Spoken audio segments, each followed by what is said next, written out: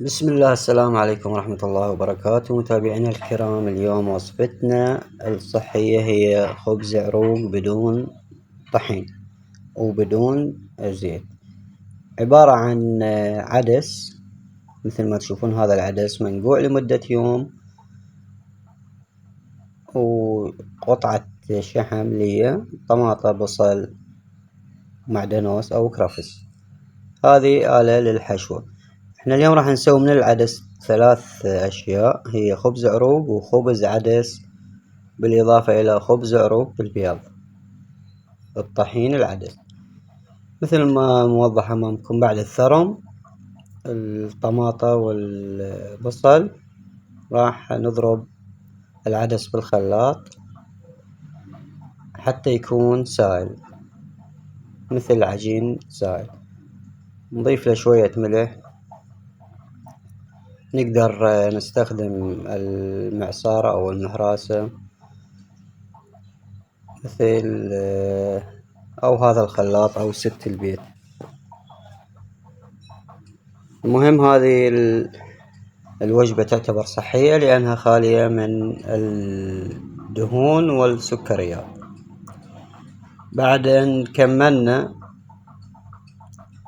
ضرب العدس بالخلاط، نضيفه في هذه الكاسة. راح أقسمها 2 ملعقة بيكنج باودر حسب الرغبة، ملعقة يعني نقول وسط.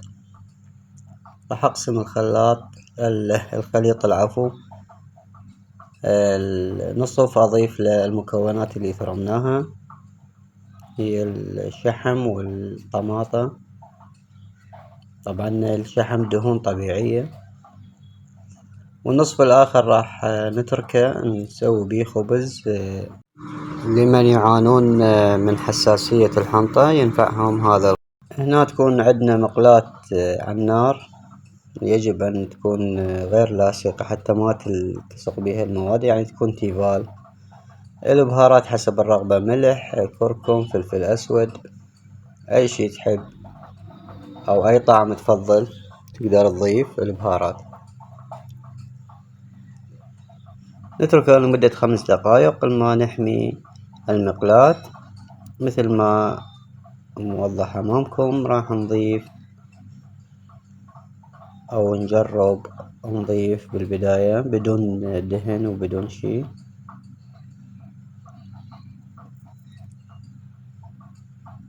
بهذا الشكل، أو تقدر أكثر من 2 أو 3. بس أنا هذه أول مرة أجربها. هذه الوجه الثاني بعد أن تم قلبها، ونستمر لحد ما نكمل الكمية.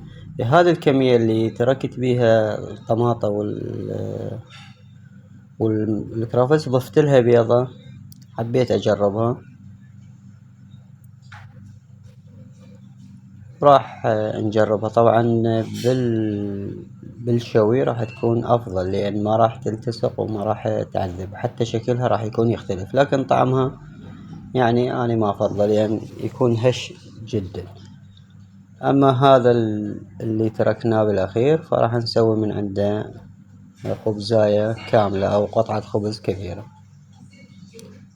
نفرشها على، طبعا المقلاة ساخنة، نفرشها كاملة ونتركها لحد ما تستوي حتى نقدر نقلبها. هذه بعد ان قلبناها على الوجه الثاني، والحمد لله تمت بنجاح. الآن نطلعها ونشوف التشكيلة اللي فيها صارت عندنا.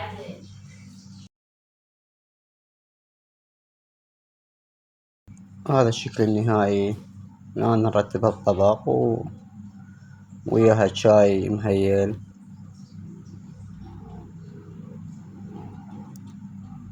إن شاء الله تجربون هذه الوصفة وتعجبكم، ونتمنى تنال رضاكم. وشكرا على متابعتكم للفيديو. لا تنسونا بالدعم من خلال الاشتراك واللايك.